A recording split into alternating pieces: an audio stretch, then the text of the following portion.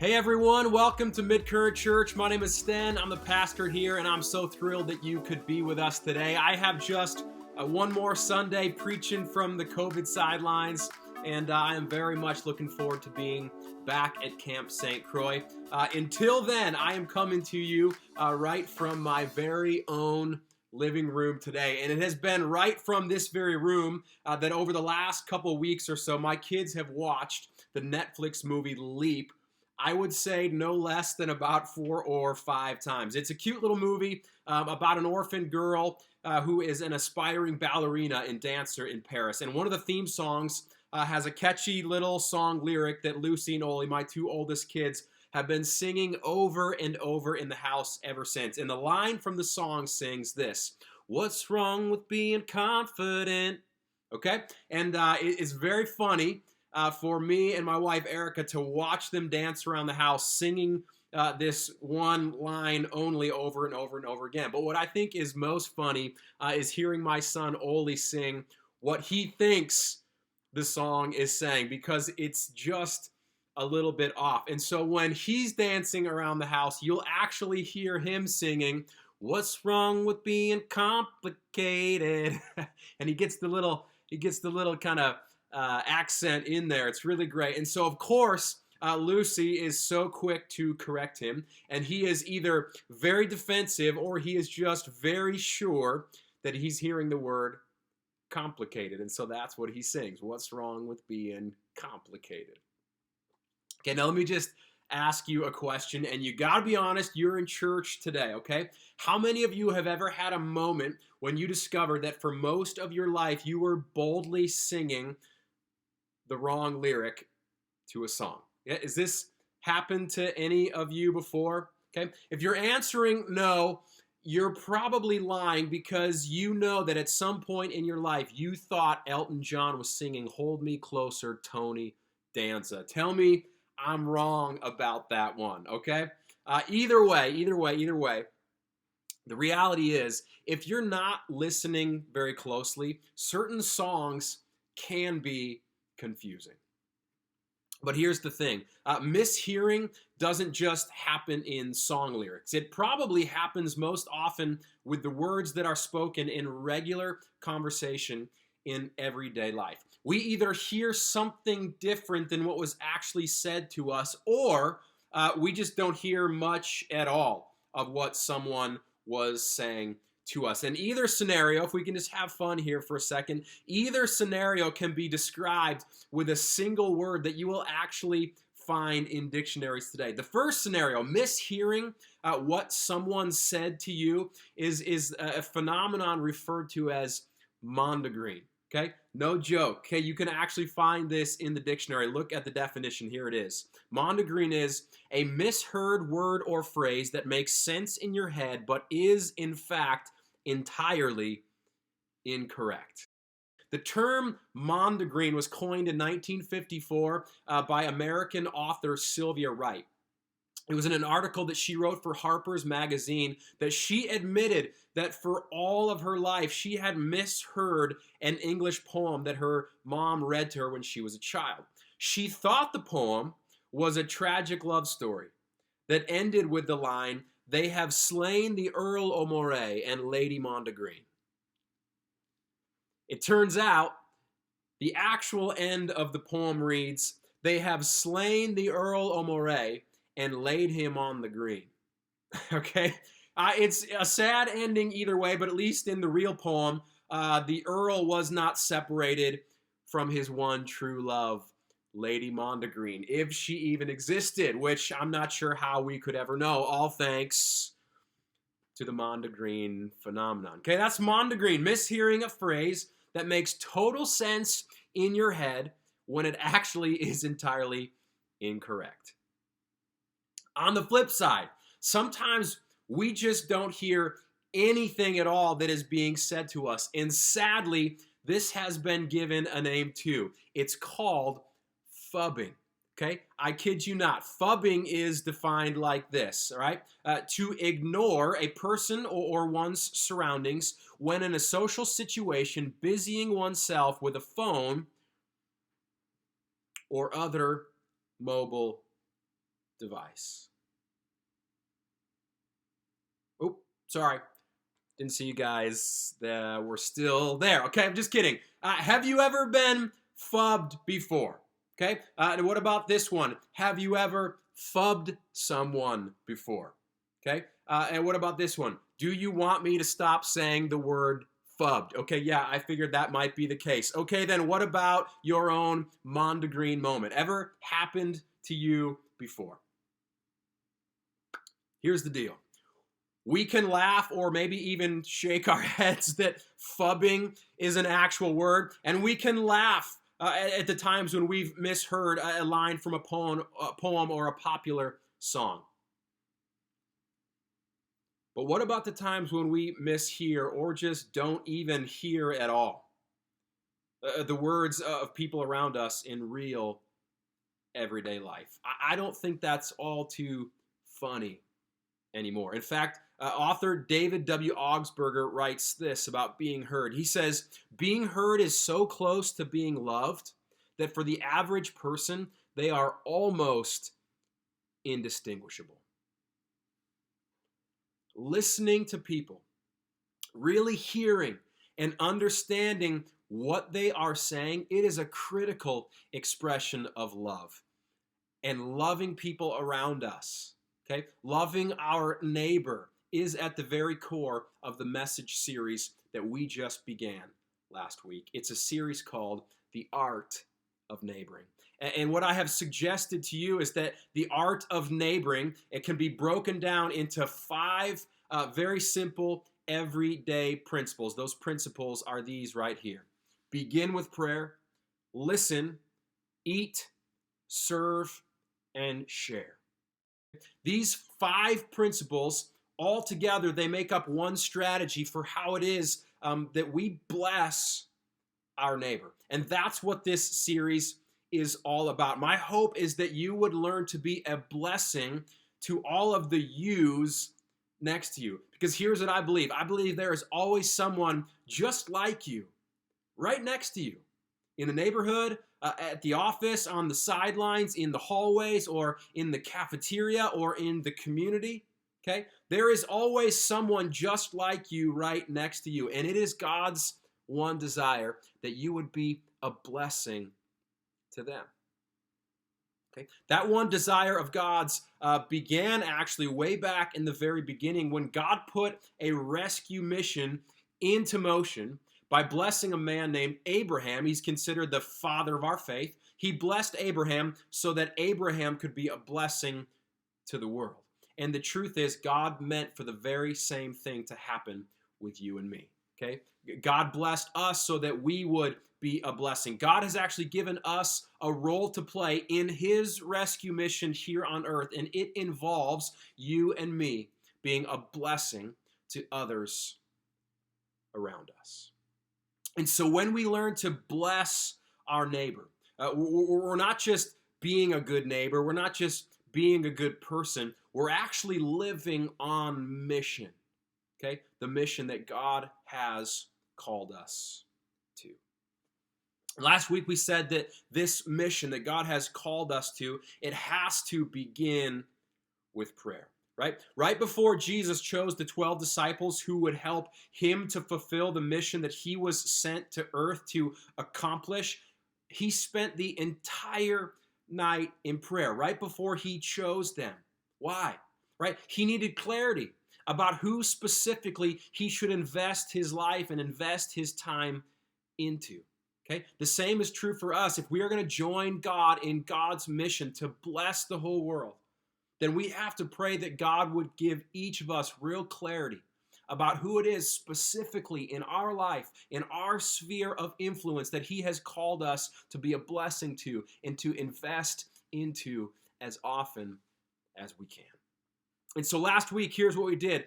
We gave you this little card right here with some blanks for you to fill in by writing down the names of people or places that maybe God is calling you to bless. And then we told you to use this card as a reminder to pray for them.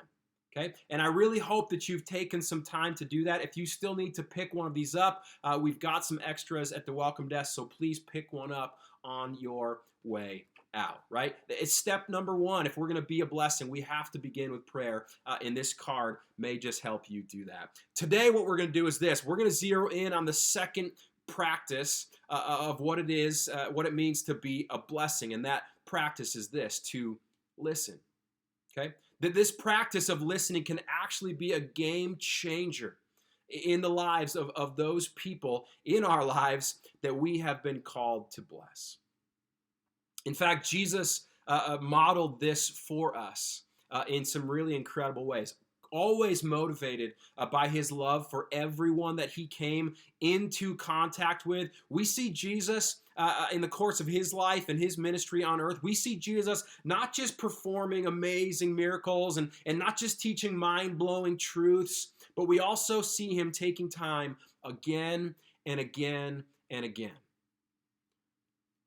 to show love in the most practical and simple way. Slowing down, stopping, and listening to people. Okay? His disciples were always rushing him from one thing to the next, seemingly always in a hurry, but still, he took time to show up as guests in people's home. While he was on his way to see or heal one person, he'd oftentimes stop to heal someone else, right? In a large crowd, a woman was in need of healing. She touches the edge of Jesus' robe, and Jesus stopped, and he demanded to know who touched him so that he could look her in the face and listen. Okay? And a few times we read that Jesus is confronted by some people in kind of obvious need, and he asks them a question. Okay? He asks them, what is it that you want? Okay? And this question reveals so much to us. And so I want us to explore it a little bit more. I want to read for you one of those moments when Jesus asks this question, because we'll learn something so very important about the practice of listening. So if you would, look with me to Luke chapter 18. Here's what it says. When Jesus was coming to Jericho, a blind man sat begging beside the road. The man heard the crowd walking by and asked what was happening. And some people told him that Jesus from Nazareth was passing by. And so the blind man shouted, "Jesus, Son of David, have pity on me." And the people who were going along with Jesus told the man to be quiet. But he shouted even louder, "Son of David, have pity on me." And so Jesus stopped and told some people to bring the blind man over to him. Now let's pause for just a second here in the story so we don't miss something. Here's what I want you to understand about this moment here. Jesus wasn't necessarily looking for someone to heal that day. He was actually going somewhere.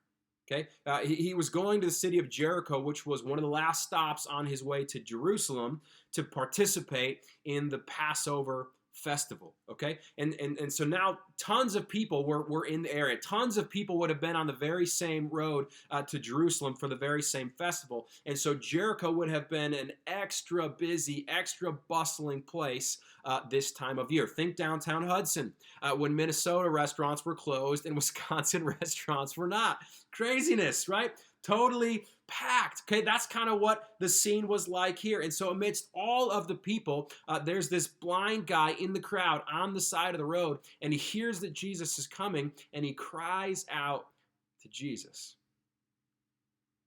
And despite the crowds, despite his travel plans, despite his travel companions kind of hurrying him along, Jesus stops to listen to this one guy. Here's verse 41.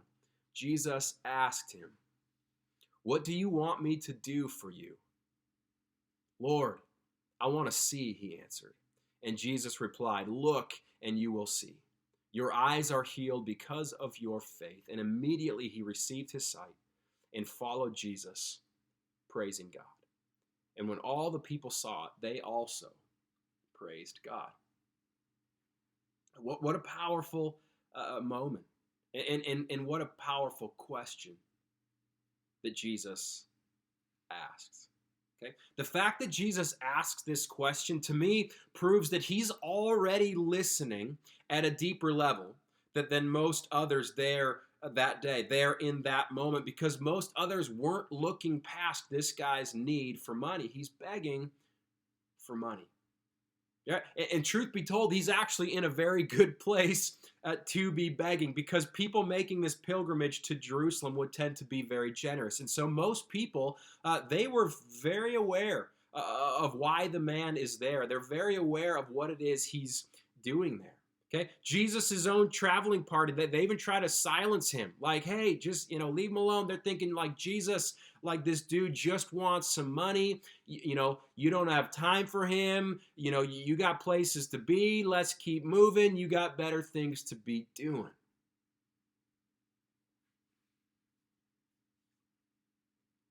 But I think Jesus hears something more. I mean, I think Jesus is always listening, maybe just a little bit deeper. I think Jesus hears something more in this beggar's cry for help.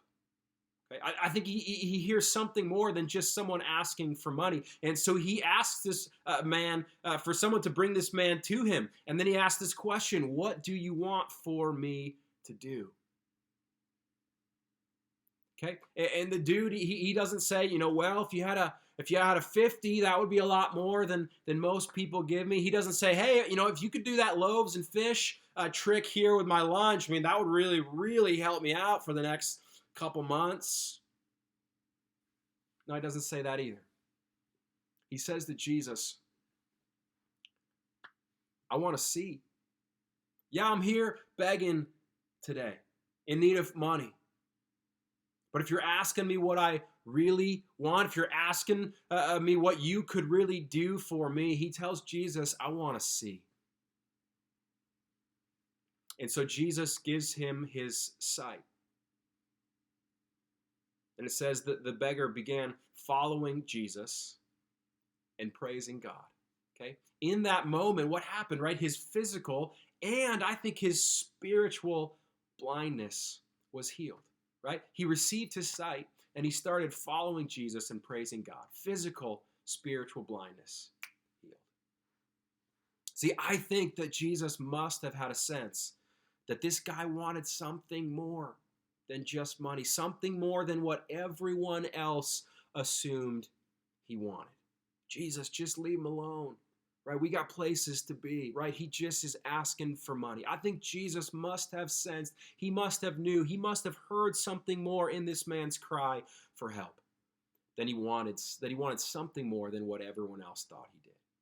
And so he asked the question, and he stopped long enough to listen to what it is that this man truly wanted.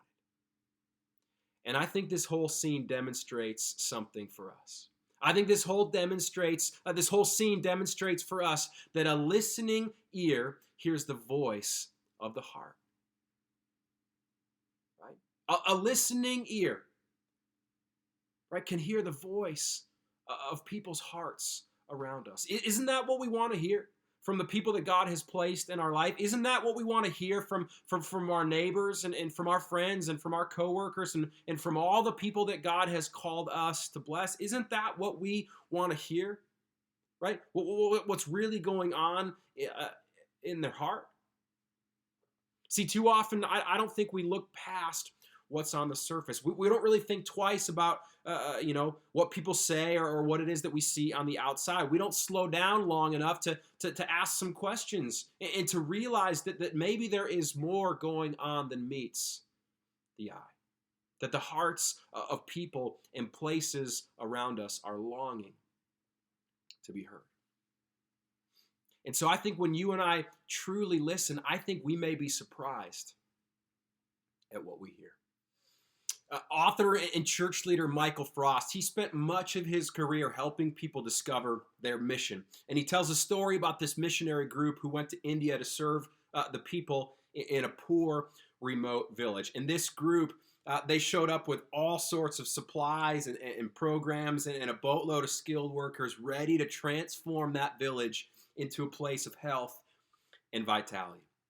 And they went to the people living in what was really the slums of India, and they said, what can we do for you? I mean, they said, hey, we could build you a medical clinic to help take care of the hurting and the sick. They said we could build you a school to provide education so the next generation can work their way out of poverty. They said, hey, we could build you a church so that your people can gather together and learn about God. They said, so what do you want us to do for you?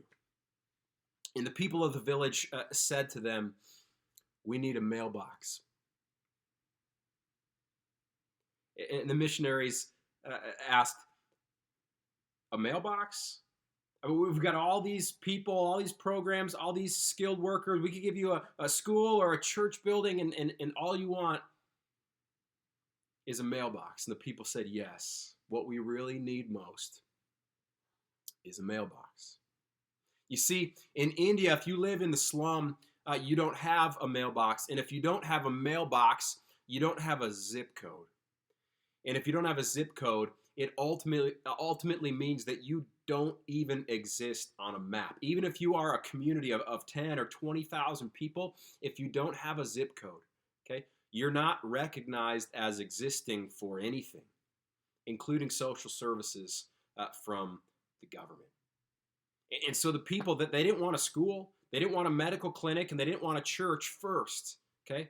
They wanted to be put on the map. That they wanted to have an identity. They wanted to become recognized as a part of their own country and a place they called home.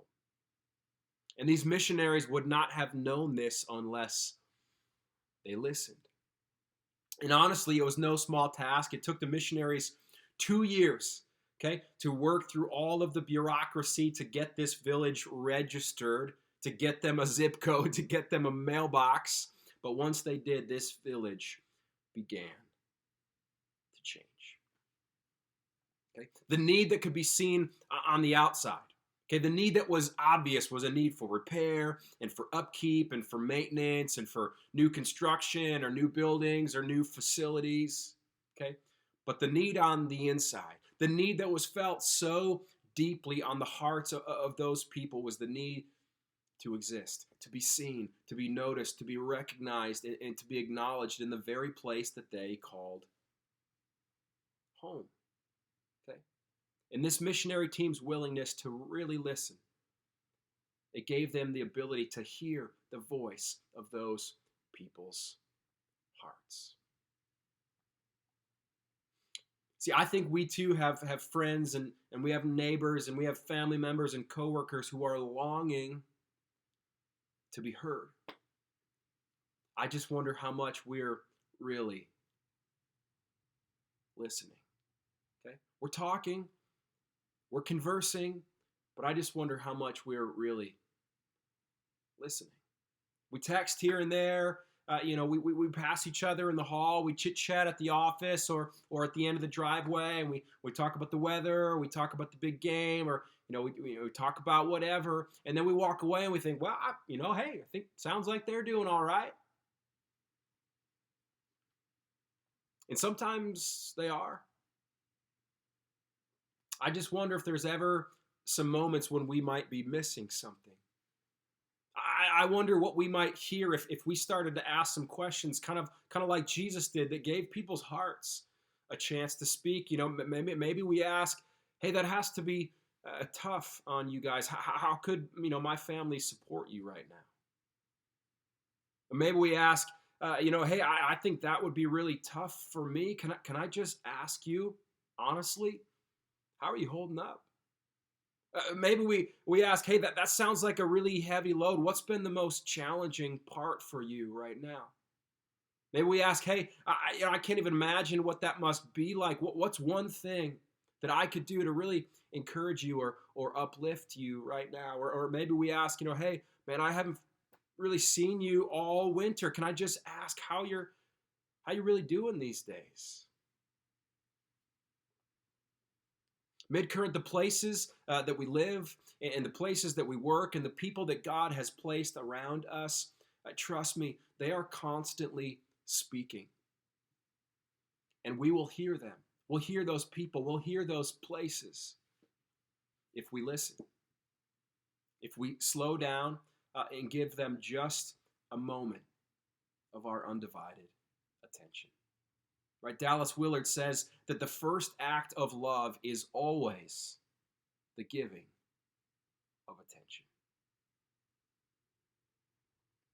To love the world, or to bless the world as God has asked us to do, as he has invited us to do, we have to start with prayer, and then we have to listen, right, to the people and to the places where we live and work and play. And so what I'm asking you to do is this. Think about the people that you wrote down on this card, the people and places that you have been called to bless. Right? Think about those people. Right? What if, as we begin with prayer for these people, what if part of that prayer each morning or each day is simply, Jesus, help me listen today? Right? What if we are beginning with prayer? What if that prayer for these people just includes that simple prayer right there? Jesus, help me listen today. And then we listen every day. And as we do, okay, maybe we'll hear of a practical need that we can easily meet that will demonstrate love for our neighbor. Maybe we'll hear an emotional need that our presence and our friendship could encourage. Maybe we'll hear a spiritual need and have the opportunity to pray for someone or to point someone to Jesus. Think about that, Midcurrent. Maybe just by listening, God would open up a door for you to make an invitation that could change someone's life. Jesus heard one man's voice in a huge crowd of people. And every day, each one of us comes into contact with people that no one cares about and that no one is listening to. So may we have a heart just like Jesus, right? May we be people who are listening to what our neighbors are saying, to what it is that they really need. May we be people who are always praying, Jesus, help me listen today. Let me close us this morning with that very prayer. God, thank you so much for inviting us to be a part of your mission here on earth, to bless people and to love people and to help them find their way back to you. Thank you for the people that you have put in our life, in our sphere of influence, God, the neighbors, the friends, the co-workers, the classmates. Would you help us to continue to determine who specifically it is that you want us to bless? And then, God, would you help us to listen to them? Listen to them more, listen to them better. God, would you give us ears to hear what it is that people are saying around us? God, and as we hear the things that people and places around us are saying, would you encourage us, God? Would you embolden us to meet the practical, to meet the emotional, to meet the spiritual needs of our neighbors? And as we do, God, would you be present in each of these relationships? God, I pray that our listening ears would only provide an opportunity for this world and for our friends and for our family and for our neighbors and for our co-workers to know that you love them. God, thanks for this day. Thanks for this chance to be together today. And we pray all these things in the name of your Son, Jesus. Amen. Hey, well, thank you so much for being with us today. I cannot wait for next week, week 3 in our series, The Art of Neighboring. I will be back at Camp St. Croix, and I am really looking forward to it. Before you leave today, I want you to know that if there is anything that you would like prayer for, we as a church want to be praying for you, and we actually have a team today ready to pray for you. Dave and Marcia are in the back of the room as we speak right now, standing by, ready to pray for you. And so if that's a need of yours today, please feel free to stop by and visit with them. Other than that, have a great week. We will see you next Sunday. God bless you.